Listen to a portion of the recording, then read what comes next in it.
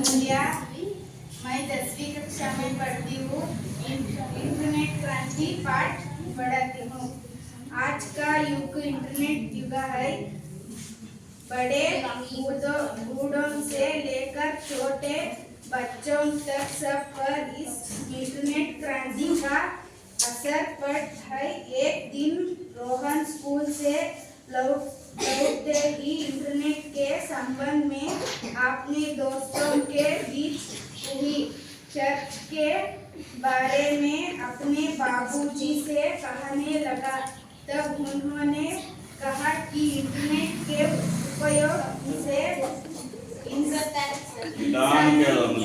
सोच का दायरा बढ़ गया है और उन्होंने बदली तकनीक के कारण जिंदगी के बदले नजरियों को भी उसे समझ आया। लेकिन रोहन इतने से संतुष्ट नहीं हुआ।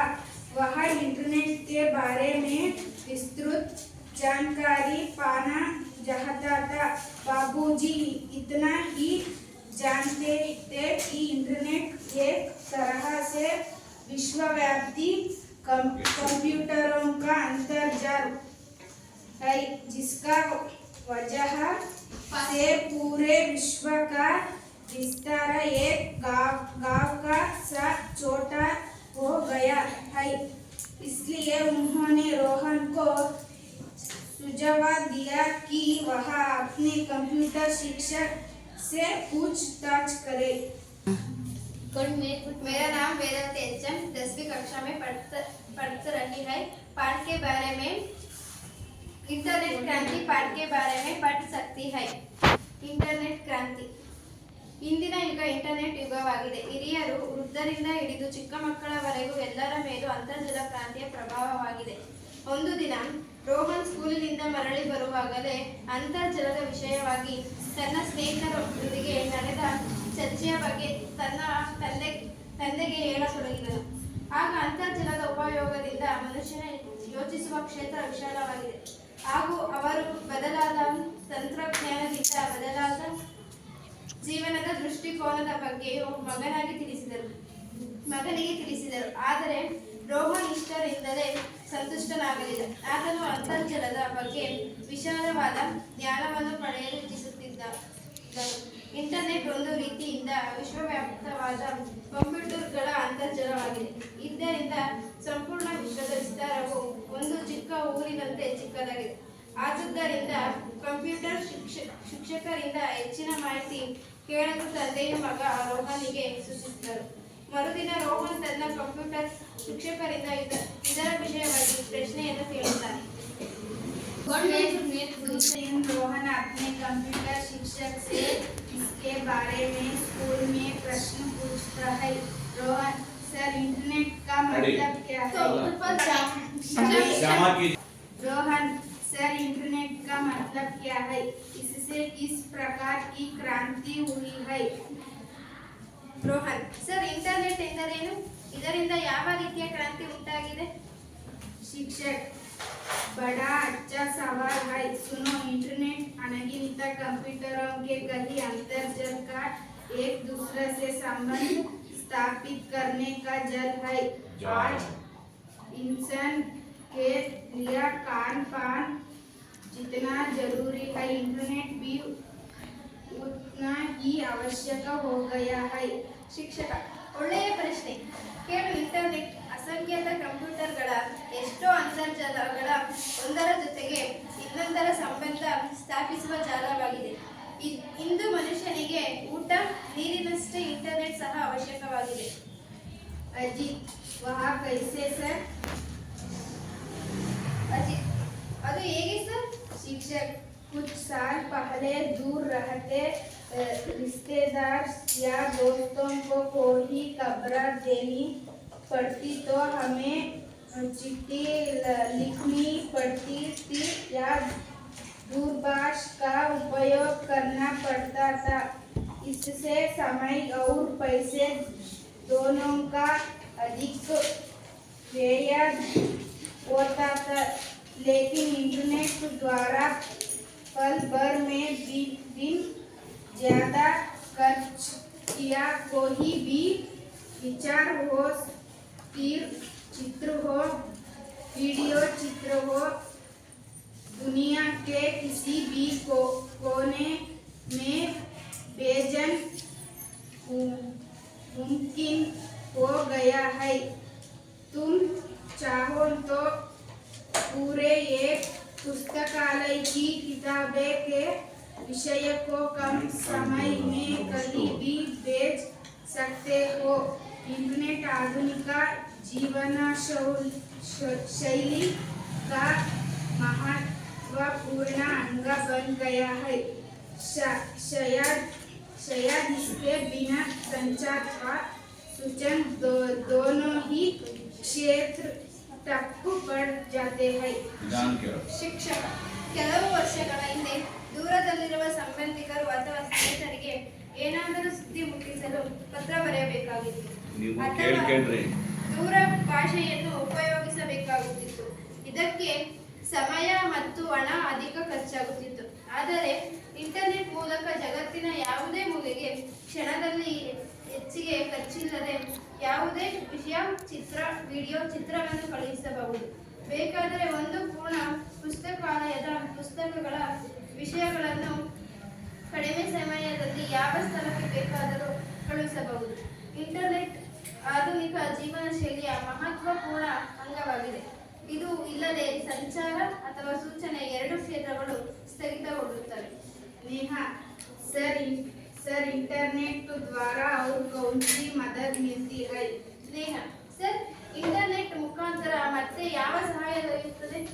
शिक्षक इंटरनेट द्वारा घर बैठे बैठे खरीदारी कर सकते हैं, कोई भी बिल भर सकते हैं। इससे दुकान जाने और लाइन में घंटों खड़े रहने का समय बच सकता है। इंटरनेट बैंकिंग द्वारा दुनिया की किसी भी जगह पर चाहे जितनी भी रकम भेजी जा सकती है।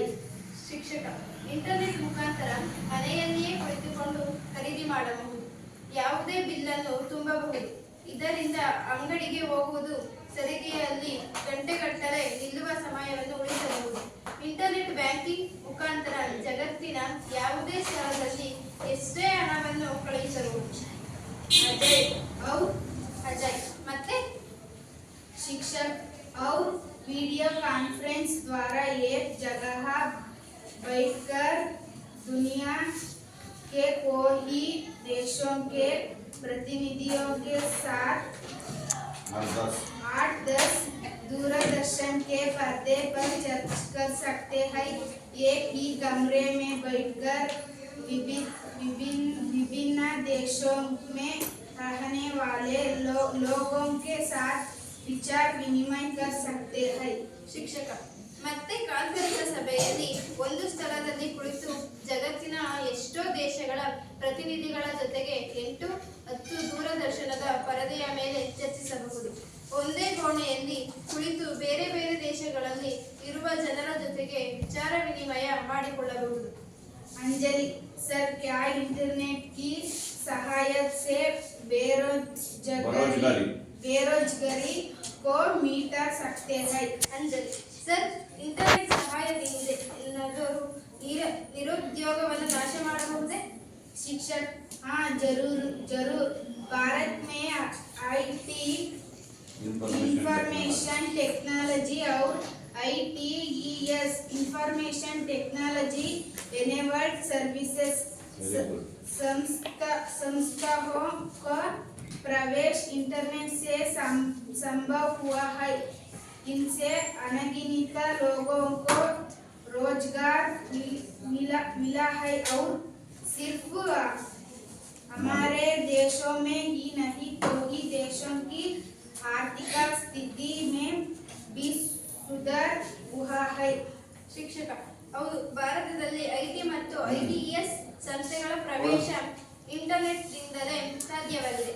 ಇವುಗಳಿಗೆ ಅಸಂಖ್ಯಾತ ಜನರಿಗೆ ಉದ್ಯೋಗ ಸಿಗುತ್ತದೆ ಮತ್ತು ಕೇವಲ ನಮ್ಮ ದೇಶದಲ್ಲಿ ಅಷ್ಟೇ ಅಲ್ಲದೆ ಎಷ್ಟೋ ದೇಶಗಳ अमोद सर मैंने सोशल नेटवर्किंग शब्द कहीं पढ़ा, इनका अर्थ क्या है? ಅಮೋದ್ ಸರ್, ಸೋಷಿಯಲ್ ನೆಟ್ವರ್ಕಿಂಗ್ ಶಬ್ದವನ್ನು ಎಲ್ಲೋ ಓದಿದ್ದೆ, ಇದರ ಅರ್ಥವೇನು?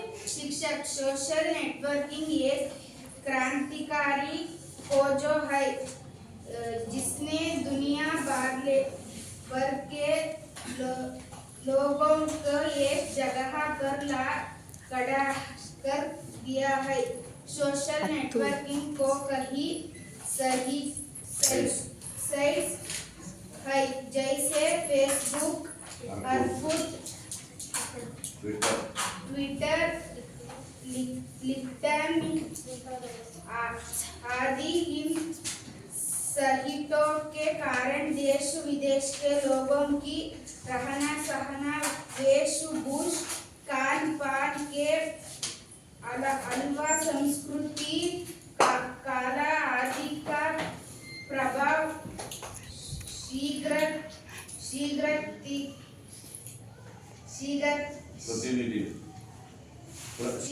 प्रतिशीघ्र हमारे समाज पर पड़ रहा है। बच्चों इतना ही नहीं, भारत जैसे प्रगतिशील राष्ट्र है। गवर्नेंस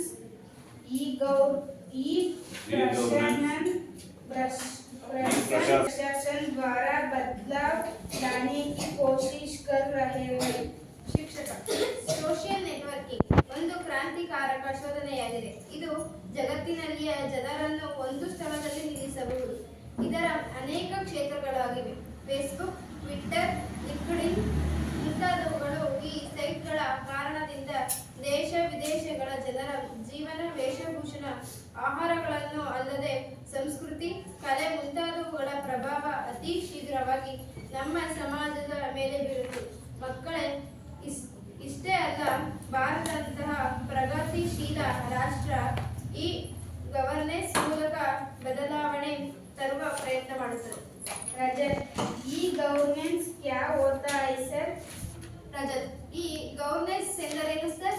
शिक्षक ई गवर्नेंस द्वारा सरकार के सभी कामकाज का विवरण, अभिलेख, सरकारी आदेश आदि को यथावत लोगों को सूचित किया जाता है। इससे प्रशासन पारदर्शी बन सकता है।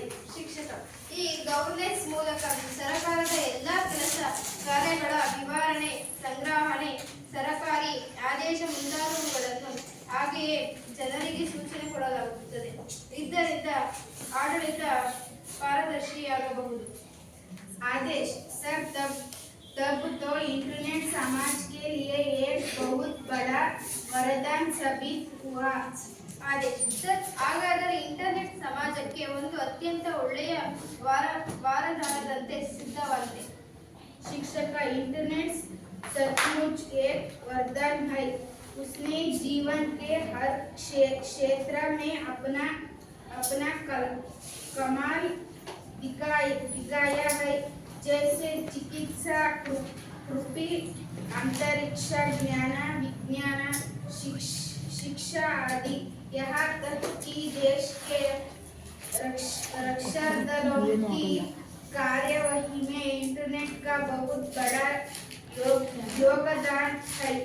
ಶಿಕ್ಷಕ, ಇಂಟರ್ನೆಟ್ ನಿಜವಾಗಿಯೂ ವರದಾನವಾಗಿದೆ. ಇದು ಜೀವನದ ಪ್ರತಿಯೊಂದು ಕ್ಷೇತ್ರದಲ್ಲಿ ತನ್ನ ಜಾಣ್ಮೆಯನ್ನು ತೋರಿಸಿದೆ. ಚಿಕಿತ್ಸೆ, ಕೃಷಿ, ಅಂತರಿಕ್ಷ ಜ್ಞಾನ, ವಿಜ್ಞಾನ, ಶಿಕ್ಷಣ ಮುಂತಾದವುಗಳಲ್ಲಿ ಇಂಟರ್ನೆಟ್ನ ಕೈಚಳಕವಾಗಿದೆ. ದೇಶದ ರಕ್ಷಣಾ ದಳಗಳ ಕಾರ್ಯಗಳಲ್ಲಿ ಇಂಟರ್ನೆಟ್ನ ಪಾತ್ರವಿದೆ. पूजा सर, क्या इंटरनेट का कोई दुष्परिणाम भी है? ಹೌದಾ ಸರ್, ಇಂಟರ್ನೆಟ್ಗಿಂತ ಯಾವುದೇ ದುಷ್ಪರಿಣಾಮಗಳಿವೆಯೇ? शिक्षक हाँ, इंटरनेट एक और वरदान है तो दूसरे और वह अभिशाप भी है। इंटरनेट की वजह से पायरेसी, बैंकिंग फ्रॉड,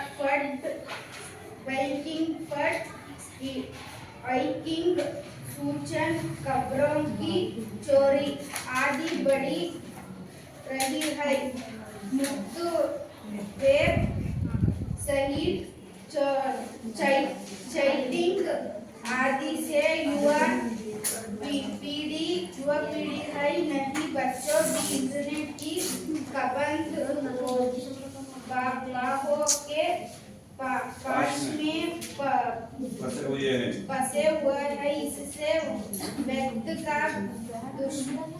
दुरुपयोग होता है और बच्चे अनुपयुक्त और अनावश्यक जानकारी हासिल कर रहे हैं। इसलिए आप लोगों को इंटरनेट से सचेत रहना चाहिए। ಶಿಕ್ಷಕ ಹೌದು, ಇವೇ ಇಂಟರ್ನೆಟ್. ಒಂದು ಕಡೆಗೆ ವರದಾನವಾದರೆ ಇನ್ನೊಂದೆಡೆ ಅಭಿಶಾಪವೂ ಆಗಿದೆ. ಇದರಿಂದ ಬ್ಯಾಂಕಿಂಗ್ ಮೋಸ, ವಿಷಯಗಳ ಕಳ್ಳತನ ಮುಂತಾದವುಗಳು ಹೆಚ್ಚುತ್ತಿವೆ. ಮುಕ್ತವಾದ ವೆಬ್ಸೈಟ್, ಚಾಟಿಂಗ್ ಮುಂತಾದವುಗಳಿಂದ ಯುವ ಪೀಳಿಗೆಯಷ್ಟೇ ಅಲ್ಲ, ಮಕ್ಕಳು ಸಹ ಇಂಟರ್ನೆಟ್ನ ಭದ್ರಬಾಹುಗಳ ಬಂಧನದಲ್ಲಿ ಸಿಲುಕಿದ್ದಾರೆ. ಇದರಿಂದ ಸಮಯದ ದುರುಪಯೋಗ ಮತ್ತು ಮಕ್ಕಳು ಉಪಯೋಗವಿಲ್ಲದೆ ಅನಾವಶ್ಯಕ ವಿಷಯಗಳ ಜ್ಞಾನವನ್ನು ಪಡೆಯುತ್ತಿದ್ದಾರೆ. ಆದುದರಿಂದ ನೀವೆಲ್ಲರೂ ಇಂಟರ್ನೆಟ್ ಬಗ್ಗೆ ಜಾಗೃತರಾಗಿರಬೇಕು. रोहन सर अपने हमें इंटरनेट क्रांति के बारे में बहुत सारी जानकारी दी। इसके लिए सबकी तरफ से बहुत धन्यवाद। ರೋಹನ್ ಸರ್, ನೀವು ನಮಗೆ ಇಂಟರ್ನೆಟ್ ಕ್ರಾಂತಿಯ ಬಗ್ಗೆ ಬಹಳಷ್ಟು ಜ್ಞಾನವನ್ನು ನೀಡಿದ್ದೀರಿ. ಇದಕ್ಕಾಗಿ ಎಲ್ಲರ ಪರವಾಗಿ ಬಹಳ ಧನ್ಯವಾದಗಳು. पदकार ಬರೋಜ್ಗಾರ್ ಬಾಯಿ ಬಿಟ್ಟು ಓದ್ಕಂತ ಹೇಳು. ಬರೋಜ್ಗಾರಿ ಅಂದರೆ निरुद्योग ಬರೆಯಲಿ. बेरोजगारी का मतलब निरुद्योग ಅಂತ ಹೇಳು. बेरोजगारी का मतलब निरुद्योग. हाँ, मुसीबत मुसीबत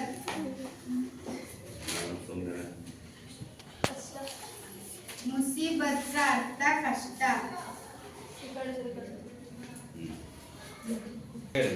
ಇಂಟರ್ನೆಟ್ ವರದಾನವೇ ಇಲ್ಲ ಶಾಪವೇ? ಇಂಟರ್ನೆಟ್ ಎಂದರೆ ಸಾವಿರಾರು ಕಂಪ್ಯೂಟರ್ ಜಾಲತಾಣವನ್ನು ಇಂಟರ್ನೆಟ್ ಎನ್ನುವರು. ಇದರಲ್ಲಿ ತುಂಬಾ ಉಪಯೋಗವಿದೆ, ಹಾಗೆ ದುಷ್ಪರಿಣಾಮ ಕೂಡ ಇದೆ. ಉಪಯೋಗಗಳೆಂದರೆ ಕಂಪ್ಯೂಟರ್ನಿಂದ ನಾವು ನೋಟ್ಸ್, ಪಾಠಗಳನ್ನು ಕೇಳಬಹುದು, ಬ್ಯಾಂಕ್ಗಳಲ್ಲೂ ವ್ಯವಹರಿಸಬಹುದು, ಹಾಗೆ ಬೇರೆ ಬೇರೆ ದೇಶಗಳಲ್ಲೂ ಕೂಡ ಇಂಟರ್ನೆಟ್ ಜೊತೆಗೆ ವ್ಯವಹರಿಸಬಹುದು. ನಮಗೆ ಯಾವುದೇ ವಿಷಯ ಸ್ಥಳ ಗೊತ್ತಿಲ್ಲವೆಂದರೆ ಇಂಟರ್ನೆಟ್ ಸಹಾಯದಿಂದ ತಿಳಿದುಕೊಳ್ಳಬಹುದು, ನೋಡಬಹುದು. ಆಗಿನ ಕಾಲದಲ್ಲಿ ಬರೀ ಪತ್ರದಲ್ಲಿ ವಿಷಯವನ್ನು ಬರೆದು ಕಳಿಸಬಹುದಿತ್ತು, ಆದರೆ ಈಗ ಇಂಟರ್ನೆಟ್ನಿಂದ ಮಾಡಬಹುದು, ವಿಷಯವನ್ನು ಬಗೆಹರಿಸಿಕೊಳ್ಳಬಹುದು. ಈಗ ಇಂಟರ್ನೆಟ್ನಿಂದ ಉಪಯೋಗವಾಗಿದೆ. ಪರಿಣಾಮ ಎಂದರೆ ಇಂಟರ್ನೆಟ್ನಿಂದ ಪರಿಣಾಮ ಬೀರುತ್ತಿರುವುದೇ ವಿದ್ಯಾರ್ಥಿಗಳು. ಏಕೆಂದರೆ ವಿದ್ಯಾರ್ಥಿಗಳು ಹೆಚ್ಚು ಆನ್ಲೈನ್ ಗೇಮ್ ಆಡುತ್ತಾರೆ. ವಿಡಿಯೋ ಗೇಮ್ ಮತ್ತು ಮೊಬೈಲ್ ಹೆಚ್ಚು ಬಳಸುವ ಹದಿಹರೆಯದ ವಯಸ್ಸಿನ ಅಂದರೆ 9, 10ನೇ ತರಗತಿ ಹಾಗೂ PUC ವಿದ್ಯಾರ್ಥಿಗಳು ಖಿನ್ನತೆಯಿಂದ ಆತ್ಮಹತ್ಯೆ ದಾರಿ ಹಿಡಿಯುವ ಸಾಧ್ಯತೆ. ಆದ್ದರಿಂದ ವಿದ್ಯಾರ್ಥಿಗಳು ಹೆಚ್ಚು ಮೊಬೈಲ್ ಅನ್ನು ಬಳಸಿದ್ದಾರೆ.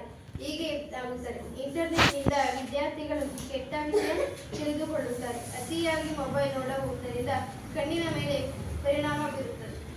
ಎಂದರೆ ಸಾವಿರಾರು ಕಂಪ್ಯೂಟರ್ ಜಾಲತಾಣವನ್ನು ಇಂಟರ್ನೆಟ್ ಎನ್ನುವರು. ಇದರಲ್ಲಿ ತುಂಬಾ ಉಪಯೋಗ ಹಾಗೆ ದುಷ್ಪರಿಣಾಮ ಕೂಡ ಇದೆ. ಉಪಯೋಗಗಳೆಂದರೆ ಕಂಪ್ಯೂಟರ್ನಿಂದ ನಾವು ನೋಟ್ಸ್ ಬರ್ಕೊಳ್ಬಹುದು, ಪಾಠಗಳನ್ನು ಕೇಳಬಹುದು, ಬ್ಯಾಂಕ್ಗಳಲ್ಲೂ ವ್ಯವಹರಿಸಬಹುದು, ಹಾಗೆ ಬೇರೆ ಬೇರೆ ವಿದೇಶಗಳಲ್ಲೂ ಕೂಡ ಇಂಟರ್ನೆಟ್ ಒಂದಿಗೆ ವ್ಯವಹರಿಸಬಹುದು. ನಮಗೆ ಯಾವುದೇ ವಿಷಯ ಸ್ಥಳ ಗೊತ್ತಿಲ್ಲವೆಂದರೆ ಇಂಟರ್ನೆಟ್ ಸಹಾಯದಿಂದ ತಿಳಿದುಕೊಳ್ಳಬಹುದು, ನೋಡಬಹುದು. ಆಗಿನ ಕಾಲದಲ್ಲಿ ಬರೀ ಪತ್ರದಲ್ಲಿ ವಿಷಯವನ್ನು ಬರೆದು ಕಳಿಸಬಹುದಿತ್ತು, ಆದರೆ ಈಗ ಇಂಟರ್ನೆಟ್ನಿಂದ ಮಾಡಬಹುದು, ವಿಷಯವನ್ನು ಬಗೆಹರಿಸಿಕೊಳ್ಳಬಹುದು. ಹೀಗೆ ಇಂಟರ್ನೆಟ್ನಿಂದ ಉಪಯೋಗವಾಗಿದೆ. ಪರಿಣಾಮ ಎಂದರೆ ಇಂಟರ್ನೆಟ್ನಿಂದ ಪರಿಣಾಮ ಬೀರುತ್ತಿರುವುದೇ ವಿದ್ಯಾರ್ಥಿಗಳಿಗೆ. ಏಕೆಂದರೆ ವಿದ್ಯಾರ್ಥಿಗಳು ಹೆಚ್ಚು ಆನ್ಲೈನ್ ಗೇಮ್ ಆಡುತ್ತಾರೆ.